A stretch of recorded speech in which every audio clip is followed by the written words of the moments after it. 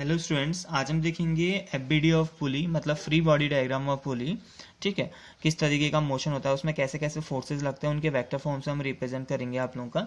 ठीक है, अब पुली है आप लोगों का ये पुली कहूँ या हिंदी में बोलते हैं इसको घिरनी आपका, जैसे कुओं में होता है आप लोगों का, जब जहाँ पर कुएं होते हैं आप लोगों का उसके ऊपर आपका लगे रहता है आप लोगों का। ठीक है, तो पुली है आप लोगों का ये, इसकी हेल्प से होता क्या ना, ये एक तो ये तो आपका ना फोर्स की डायरेक्शन को चेंज कर देता है आपका पुली आप लोगों का। ठीक है, एक चीज़ तो ये होता है आपका कि ये फोर्स की डायरेक्शन को चेंज करता है, साथ में आप लोग का थोड़ा सा इजी भी बनाता है आप लोग का खींचने में, आप लोग का फोर्स की वैल्यू को भी थोड़ा सा कम भी कर देता है आपका। ठीक है, नाउ पुली के दोनों तरफ आपके क्या है, मासेस अटैच्ड हैं, एक जगह M2 है एंड एक जगह M1 है। M2 दिखने में भी बड़ा लग रहा है, है भी बड़ा आपका, और वाला आपका छोटा है। ये हमने इसको तारों से जोड़ रखा है आपका, ये दोनों M1 एंड M2 आपके तार से जोड़ रखे हैं आपका। ये जो तार है आप लोगों का ये बहुत ही ज़्यादा क्या कहते हैं आप लोग का, लाइट है, बहुत ही ज़्यादा हल्के हैं आप लोग का, और इनएक्सटेंसिबल है आपके। ठीक है, जो ये घिरनी है आप लोगों का ये भी हल्की है, साथ में बहुत स्मूथ है आपका। ठीक हो गया, फ्रिक्शन व्रिक्शन ही बहुत ज़्यादा स्मूथ है आपका। तो जब आप ऐसे अटैच करोगे तो होगा क्या आप लोगों का, साथ ही साथ में ये भी याद रखना है, इस डिवाइस को हम एट वुड्स मशीन भी कहते हैं आप लोगों का। ठीक है, एटवुड्स मशीन भी कहते हैं आपका। ठीक है, नाउ आगे बढ़ते हैं हम आप लोगों का। तो होगा क्या ना, जब हम इस सिस्टम में जाएंगे आप लोगों का, तो आपके बीच में आपकी क्या है, पुली लगी हुई है, दोनों तरफ आपका M1 M2 मासेस है, M2 बड़ा है आपका, इस वजह से क्या होगा, होल सिस्टम जो ये M2 होगा ये नीचे को आना स्टार्ट कर देगा, और M1 क्या होगा आपका ऊपर को जाना स्टार्ट करेगा, दोनों बधे हुए ना आपका। तो होगा क्या, आपका M2 का वेट ज़्यादा है, इसका वजन इसका मास ज़्यादा है आपका, तो ये क्या करेगा, यहाँ से नीचे को आपका पुल करेगा, तो इसका जो वेट होगा वो नीचे को काम करेगा। M2G वेट का फॉर्मूला क्या होता है आपका, मास इंटू ग्रेविटी। वैसे ही इसका भी जो वेट है वो भी इसको क्या करेगा, नीचे को पुल करेगा, और इसका कितना होगा वो M1G। अब होगा क्या आपका, ये दोनों के दोनों जो वेट है आपका, दोनों मासेस जो ये दोनों ऑब्जेक्ट है, दोनों बॉडीज है आप लोग का, इनके दोनों के दोनों वेट्स आपका इनको नीचे को पुल कर रहे हैं, लेकिन ये वाला बड़ा है, इस वजह से सिस्टम नीचे को आपका आएगा, वाइल वहां पर ऐसा नहीं होगा, वाला सिस्टम कहाँ को जाएगा आपका, ऊपर। और ठीक है, अब कुछ चीज़ें समझनी है आपको, जैसे जब ये वेट आपका, ये जो M2G है आप लोग का, जब ये नीचे को आपको खींच रहा होगा आप लोग का, तो उस टाइम इस जो ये तार है आप लोग का, इसमें एक टेंशन उठ रहा होगा, तो that tension is T। Now अब आते हैं हम सेकंड वाले में।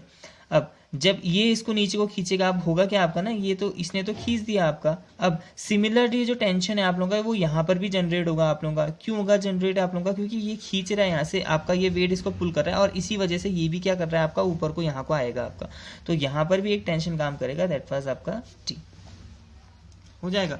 तो ये बन गया आपके पास डायग्राम। अब आते हैं हम इनकी एफबीडीज में। तो यहाँ पर अगर मैं सबसे पहले मैं M1 के लिए काम करता हूँ, फॉर M1 या एफबीडी ऑफ M1। तो अगर मैं M1 की एफबीडी बनाऊँ तो उसमें क्या होगा ना, इसमें दो फोर्सेस आपके काम कर रहे हैं, एक तो इसका वेट काम कर रहा है, साथ में एक टेंशन काम कर रहा है जो इस वाले की वजह से आ रखा है। ठीक है, तो दो चीज़ें आपका, एक तो M1G है और दूसरा T है आपका। अब यहाँ समझना, इसमें से कौन बड़ा होगा और कौन छोटा होगा आपका। अगर M1G बड़ा होता, अगर ये बड़ा होता तो सिस्टम नीचे को आता, वो बड़ा होता होगा, इसका मतलब है क्योंकि सिस्टम ऊपर को जा रहा है आपका, ये वाला M1 तो ऊपर को जा रहा है ना आपका, तो इसका मतलब है आपका कि T माइनस M1G हो जाएगा।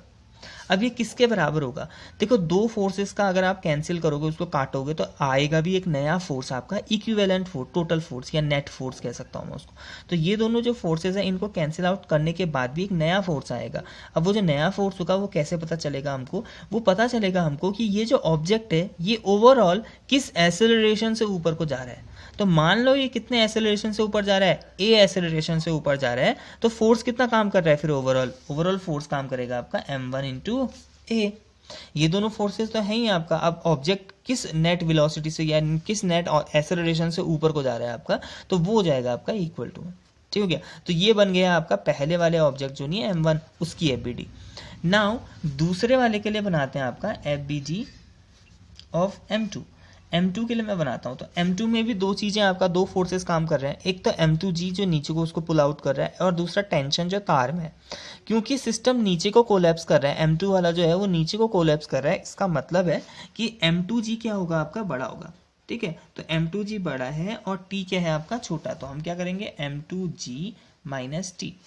नाउ ये आएगा किसके बराबर, देखो जो पूरा का पूरा सिस्टम है वो किस एक्सेलरेशन से मूव कर रहा है, ए एक्सेलरेशन से। मतलब अगर ये ए एक्सेलरेशन से ऊपर को जा रहा होगा ना तो यही ए एक्सेलरेशन से नीचे को जाएगा। इन दोनों की स्पीड सेम होगी आपका, स्पीड में चेंजेस भी सेम होगा आपका, क्योंकि तारों से जुड़ रखा है आपका। ऐसा नहीं होगा कि ये बहुत तेज जाएगा और ये हल्के हल्के ऊपर को आएगा, ऐसा नहीं, वो सेम स्पीड से आपका मूव करेंगे। तो ये अगर ए एक्सेलरेशन से ऊपर को जा रहा है तो सिमिलरली ये भी ए एक्सेलरेशन से नीचे को जाएगा। तो इसका मतलब है जो इसको काट के जो नया फोर्स आएगा वो होगा किसके, मास इंटू एक्सेलरेशन m2a। ठीक हो गया। तो mass into acceleration is a force आपका, ये याद रखना, क्योंकि F इज इक्वल टू क्या होता है आपका, ma होता है। तो इन दोनों फोर्स को कैंसिल आउट करने के बाद भी एक नया फोर्स आएगा ma। ठीक है, मास इंटू जो ये एक्सेलरेशन से। नाउ अब आते हैं हम FBD ऑफ ये मेन कॉर्ड जो है आपका इसके लिए या पुली के लिए आते हैं आपका। ठीक है, FBD ऑफ पुली। अगर मैं पुली की बात करूं तो क्या होगा, देखना यहाँ से भी एक टेंशन काम कर रहा है इस तार में और यहाँ से भी एक टेंशन काम कर रहा है, जिसकी वजह से होगा क्या ना आप लोगों का, देखो यहाँ समझना है एक चीज़ है। देखो टेंशन क्या होता है ना आप लोगों का, एक बड़ा अच्छा है, वो दोनों तरफ से ना क्या करता है, अंदर की तरफ को पुल आउट करती है चीज़ों को। जैसे मैंने कल जो प्रीवियस जो वीडियो था उसमें बताया था आपका कि जब हम किसी इलास्टिक या किसी तागे को या इलास्टिक को अगर हम जब खींचते हैं आपका, तो होता क्या है, हमारे दोनों जब जैसे ही हम छोड़ते हैं तो वो दोनों तरफ से अंदर को आ जाता है आपका। मतलब क्या है हमका, जब हमने उसको खींचा, हमने जब उसमें फोर्स लगाया तो उसके उस इलास्टिक में क्या हुआ है, एक टेंशन आ गया आपका, एक टेंशन जनरेट हो गया। अब आप जैसे ही रिलीज करोगे तो वो टेंशन एक्ट करेगा और उसको अपनी जगह लेके आ जाएगा। तो वही चीज़ है आपका, जब ये टेंशन यहाँ को काम कर रहा है तो ऊपर जब हम पुली के लिए जब FBD बनाएंगे तो होगा क्या आपका, ये जो तार होगा ना उस टाइम, ये जो तार है, देखो अभी वाले केस में ये तार क्या कर रहा है, इसको ऊपर को खींच रहा है, वाइल उस वाले केस में क्या करेगा, ये पुली को नीचे को खींचने की कोशिश कर रहा होगा। क्योंकि ये तार क्या हो रहा है, तार में दोनों तरफ से यहाँ पर भी अटैच्ड और यहाँ भी अटैच्ड है, तो ये नीचे को खींच रहा है और ये वहीं पर रुका हुआ है। तो ये क्या चाहेगा, दोनों जगह से अपनी तरफ को अंदर को खींचेगा। वैसे ये भी क्या करेगा, दोनों तरफ से अपनी तरफ को अंदर को खींचेगा। कितना टेंशन काम करेगा, वही सिमिलर, जैसे यहाँ T था यहाँ भी T, ये भी T। नाउ जब ये दोनों चीजें इसको नीचे को पुल करी तो ये जो मेन कॉर्ड नहीं है आपका, यहाँ पर एक रिएक्शन फोर्स जनरेट होगा, दैट इज कॉल्ड आर। तो अगर मैं पुली के लिए देखूं आपका, बस पुली के लिए अगर मैं FBD बनाऊं तो क्या होगा आपका, दोनों तरफ से आपका TT इसको नीचे को खींच रहा है, T टेंशन से नीचे को पुल आउट हो रहा है, वाइल इसमें एक रिएक्शन फोर्स जनरेट हो रहा है किसमें आपका, ये क्या कहते हैं इसका नाम, पुली में। अब क्योंकि ये पुली क्या है, सब ये पुली मूव नहीं करेगी, ये पुली इधर की इधर ही रहेगी। इसका मतलब क्या होगा, इसका मतलब ये होगा कि रिएक्शन फोर्स और ये जो टेंशन है ये सेम होता होगा आपका, ये बराबर होता होगा आपका। अगर टेंशन ज़्यादा हो गया तो पुली यहाँ से ब्रेक हो जाएगी, ये तार ब्रेक हो जाएगा। ठीक हो गया, तो वो नहीं हो रहा है आपका। तो इसका मतलब क्या हो जाएगा आपका, इसका मतलब ये होगा कि जब मैं रिएक्शन फोर्स में से ये दोनों टेंशन्स को घटा दूंगा, 2T को घटा दूंगा, इसको भी और इसको भी, तो कितना आएगा फिर आपका 0, क्योंकि दोनों की वैल्यूज क्या है आपकी, सेम है। तो this is equation 1, this is equation 2 and this is equation number 3। अब क्या करते हैं ना हम, यहाँ ये है मेन काम आपका, क्योंकि जब आपके पास न्यूमेरिकल आएंगे तो आप सीधे ये वाली इक्वेशंस निकालो, आपका अच्छे से उनका फ्री बॉडी डायग्राम बना लो एंड उसके बाद ये वाली कंडीशंस निकाल दो एंड देन सॉल्व करो। उसमें पूछा क्या जाता है ना इस क्वेश्चंस में, ऐसे क्वेश्चंस में ये पूछा जाएगा आपका कि जैसे पुली दे दिया होगा उसने आपको और ये भी कह दिया होगा कि मास कितने हैं, जैसे यहाँ 10 किलो का है, यहाँ 5 किलो का है, या 10 किलो यहाँ पर है, 5 किलो यहाँ पर है, और ये बोलेगा आपसे कि इस सिस्टम का नेट एक्सेलरेशन क्या है, किस एक्सेलरेशन से ये मूव करेंगे, मतलब ए निकाल दो। या फिर ये पूछ देगा कि टेंशन बता दो तार में कितना होगा आपका। तो इस टाइप के क्वेश्चन आते हैं। तो ये जब 3 क्वेश्चन केसेस आपके पास आ जाएंगे तो इनको सॉल्व करके आपका एक्सेलरेशन साथ में टेंशन बड़े इजीली आ जाएगा। तो अभी हम सॉल्व भी कर लेते हैं, चलो।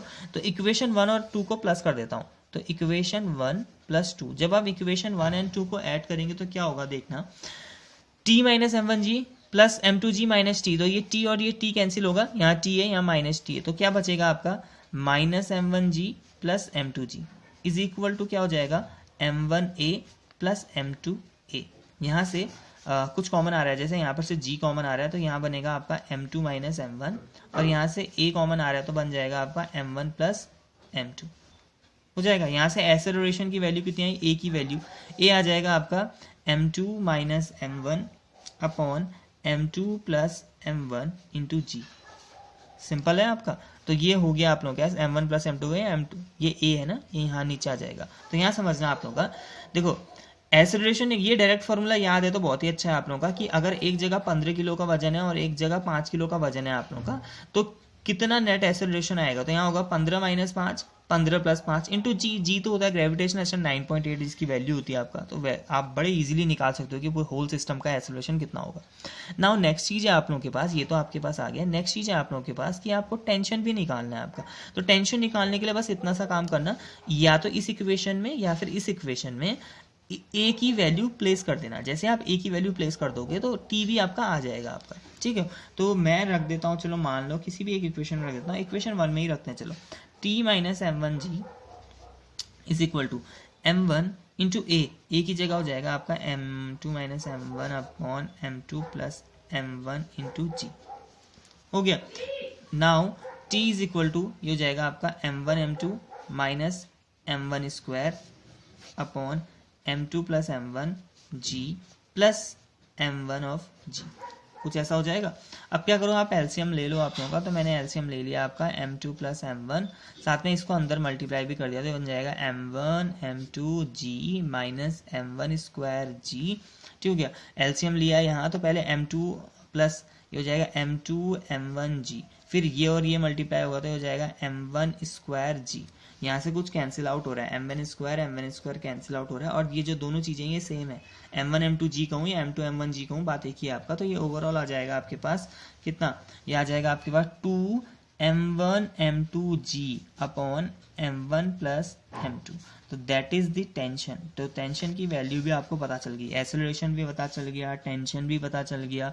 अब क्या निकालना है, रिएक्शन फोर्स अगर आपको निकालना है तो reaction force is equal to कितना हो जाएगा 2t, इसका डबल हो जाएगा मतलब 4mg, तो रिएक्शन फोर्स हो जाएगा आपका 4m1 m2 g upon m1 plus m2। तो ये है आपका FBD आपका सीखना। तो जिसने पहला वीडियो नहीं देखा है FBD का वो देख लेना आपका, क्योंकि ये बहुत इंपॉर्टेंट है आपके, अभी इसमें बहुत से टॉपिक है, जैसे अभी तो पुली है आपका, अभी आगे बहुत टाइप के आपके इसमें आपके सिस्टम्स आपके आने वाले हैं, ठीक है। तो वीडियो पसंद आए तो like share and subscribe, and thanks for watching.